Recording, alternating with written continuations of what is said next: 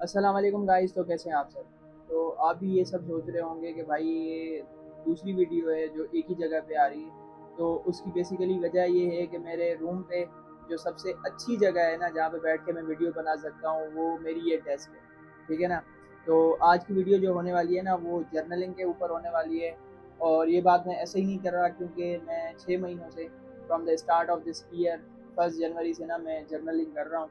और journaling basically क्या होती है ये मैं आपको बताता हूँ, लेकिन पहले मैं आपको डेट दिखा दूँ कि ये जो है ना ये जर्नलिंग है, ठीक है। ये फर्स्ट डेट से मैंने शुरू की थी। अब ज़्यादा तो इसमें कुछ नहीं लिखा, ठीक है ना, वैसे पढ़ भी लें तो, ठीक है ना। तो बेसिकली शुरुआत क्यों करनी थी? बेसिकली ना एक रिसर्च के मुताबिक आपकी माइंड में ना हर टाइम नए नए ख्यालात आते रहते हैं, और कुछ ख्यालात ऐसे होते हैं जो सिर्फ आते हैं और फिर चले जाते हैं। मतलब बंदे के पास इतना टाइम ही नहीं होता उसके इसके ऊपर सोचने पे और एक नया ख्याल आ जाता है। तो बेसिकली ये होता था कि मैं जब सुबह फ्रेश होकर उठता था, या दो टाइम होते थे, मैं कभी भी ना इसको एक सिंगल टाइम नहीं रखता था। कुछ लोग इसको मॉर्निंग पेजेस के नाम से कर देते हैं कि भाई हमने सिर्फ मॉर्निंग में ही लिखना है। मेरा कोई इस पर फिक्स्ड टाइम नहीं होता था। मतलब मुझे जब कोई मूड हुआ लिखने का तो मैं उठ के इसको उठाऊंगा, अपनी डेस्क पे रखूंगा, और कोई भी पेन उठाया इसके लिए कोई स्पेशल पेन नहीं होता था कि भाई इसका कोई स्पेशल पेन होगा। कभी जेल पेन, कभी पॉइंटर, कभी कोई उठाया और लिखना शुरू कर दिया। अब मैं क्या लिखता था इसके ऊपर? बेसिकली इसमें हर वो चीज़ होती थी जो उस वक्त मेरा ख्याल होता था। अगर मुझे कोई प्राइम मिनिस्टर बनने का भी ख्याल आ रहा है ना तो वो भी मैं इसमें लिख दूंगा कि भाई क्यों बनना है, कैसे बनना है, ठीक है, और क्या स्ट्रेटजी हो सकती है, ये लिख दिया।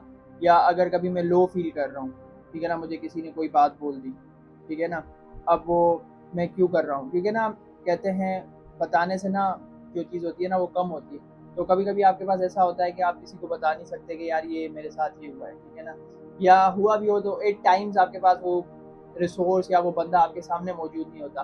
तो I use to write in this. तो ये होता था कि भाई लो फील कर रहा हूँ, क्यों कर रहा हूँ। फिर कभी कभी ये चीज़ होती है ना कि एक इंसान के अंदर कुछ बुरी आदत भी होती हैं जो उसने छोड़नी होती है। तो मेरा जब न्यू ईयर रेजोल्यूशन मैंने बनाया था तो उसमें जो मेरे अंदर बुरी आदत थी और जो अच्छी आदत मैं अडॉप्ट करना चाहता था।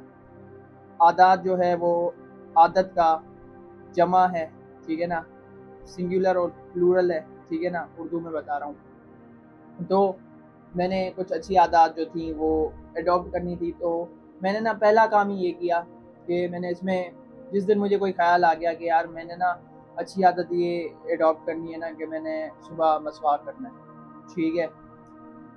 अब हर चीज़ करने के लिए ना आपको एक मोटिवेशन चाहिए होती है या एक इंस्पिरेशन चाहिए होती है, मोटिवेशन से भी ज़्यादा, कि भाई ये करनी क्यों है पूरा साल मैंने ना, या क्यों करनी है, या इसको मैंने अपनी आदत क्यों बनाना है, ठीक है ना। या एक चीज़ होती है कि भाई अगर आप कोई नशा करते हैं, ठीक है, आप सिगरेट पीते हैं, कुछ भी करते हैं, तो इस चीज़ को छोड़ना क्यों है, ठीक है ना। तो मैं बेसिकली उसको ऐसा लिखता था कि भाई मुझे कोई अच्छा काम करना है, ठीक है ना। जैसे मैंने बुक रीडिंग इस साल करनी थी, भाई मैंने इस एक महीने में एक बुक पढ़नी है, ठीक है ना। तो मैंने उसमें लिखा कि मैंने क्यों पढ़नी है, ठीक है ना। उसमें 10 रीज़न्स दे दिए क्यों पढ़नी है, कि भाई मुझे बुक्स क्यों पढ़नी है। मैंने उसमें 10 रीज़न्स में कुछ रीज़न्स ये लिख दिए कि भाई इससे स्टोरी टेलिंग मेरी बेहतर होगी, क्योंकि मैं यूट्यूब वीडियोस तो बनाता ही हूँ। तो स्टोरी टेलिंग मेरी बेहतर होगी, इस वजह से मुझे जो है ना वो बुक्स पढ़नी है। इस वजह से भी मुझे बुक्स पढ़नी है कि ताकि मेरी कुछ इंग्लिश भी बेहतर हो। फिर जब आप रीड करते हैं तो आपकी राइटिंग भी बेहतर होती है, आपको एक्सप्रेशन का पता चलता है कि लिखते कैसे हैं, ठीक है ना। ऐसे करके करके मैंने 10-12 रीज़न्स दे दी। अब क्यों नहीं करनी? अब हो सकता है वो मैं इसको अनप्रोडक्टिवली यूज़ करूँ। अब रीडिंग अनप्रोडक्टिव कैसे हो सकती है? रीडिंग अनप्रोडक्टिव ऐसे हो सकती है कि मैं बस पढ़ता जाऊँ और उसमें से कुछ सीखूँ ही ना, कोई सबक ही ना हासिल करूँ, ठीक है ना, या उसे मैं एज ए एंड यूज़ करूँ, एज ए मीन यूज़ ही ना करूँ। तो मैंने हर रीज़न एक्सप्लेन कर दिया कि क्यों करनी है और क्यों नहीं करनी।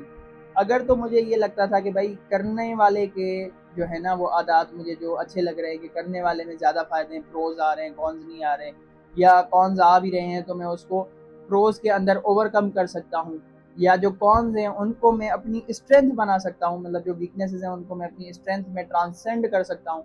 तो चीज़ वो मैं शुरू कर देता था। तो ऐसे ही मैंने 6 महीने पूरी जर्नलिंग की, क्योंकि मैंने बताया कि मेरा कोई फिक्स टाइम नहीं होता था। तो लास्ट मैंने जो जर्नल लिखा है वो 30th ऑफ मैं देख लेता हूँ, 30th ऑफ जुलाई पर लिखा है, ठीक है ना। और जुलाई के बाद फिर मैंने छोड़ दी थी जर्नलिंग। अब छोड़ी क्यों थी? वो इस वजह से कि मैं ब्रेक लेकर भी देखना चाहता था कि मेरी लाइफ में चेंज क्या आ रहा है, ठीक है ना। अब मैंने ये चीज़ स्टार्ट तो कर दी और इसको मैंने 6 महीने जो है ना प्रैक्टिस भी कर लिया, लेकिन इसको छोड़ने से मुझ पर क्या असर पड़ रहा है। तो मैंने छोड़ के भी देखा, तो छोड़ने से यार मैं इसको ऑनेस्टली स्पीकिंग नहीं छोड़ पाया। मतलब ये था कि मैंने कई बार इसको फिर से उठाया है और अगस्त में कुछ दिन ऐसे भी थे तो मैंने लिखे भी हैं। तो मतलब इससे ये असर पड़ा कि मुझ पर कि मैं कुछ भी ना इस पर लिख सकता था कि भाई मुझे ये बनना है। जो मुझे लगता था कि अगर मैं किसी और को बताऊँगा वो मुझे बोलेगा कि यार ये तो कोई पागल है, इसको तो ये चीज़ पता ही नहीं है या ये चीज़ वो करेगा कैसे?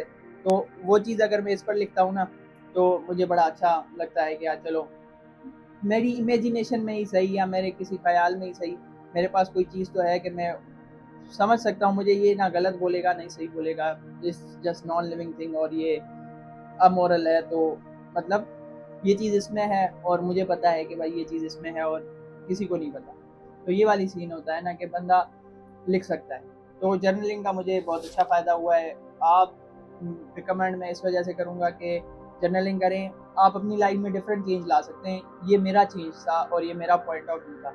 अब आप जब करना शुरू करेंगे, डिपेंड्स अपॉन यू, आप कैसे इसको जर्नलिंग को ना यूटिलाइज़ करते हैं। आप इसको किस तरीके से यूज़ करते हैं और क्या टाइमिंग रखते हैं, आप डेली रखते हैं, वीकली रखते हैं या आप सिर्फ उस दिन लिखते हैं जिस दिन आपके साथ कोई बहुत अच्छी चीज़ हुई है या कोई बहुत बुरी चीज़ हुई है, कुछ भी ऐसा, या आप किसी और चीज़ पे लिखते हैं, या हो सकता है आप जर्नलिंग ज़रूरी नहीं है, आप किसी स्पेसिफिक में भी जा सकते हैं। लाइक मेरी यूट्यूब जर्नी है, आप यूट्यूब नहीं करते होंगे, आप यूनिवर्सिटी में पढ़ते होंगे, तो आप यूनिवर्सिटी के बारे में लिख सकते हैं, आज मेरे साथ ये हुआ, आज टीचर ने ये, जो भी, इट्स अप टू यू, आप जिस तरीके से इसको यूज़ करना चाहें, this is the best source. Last यार इस चीज़ के ना मुझे बड़े फ़ायदे नज़र आए और मेरा ये फ़र्ज़ है कि जो आर्टिस्ट होता है ना वो जेनरस होता है, जो चीज़ उसे फ़ायदा दे रही है ना वो यही करता है कि वो आगे शेयर करता है। तो ये चीज़ मैंने आपके साथ शेयर कर दी, अब इट्स अप टू यू, आप इसको फॉलो करो या ना करो, ठीक है ना।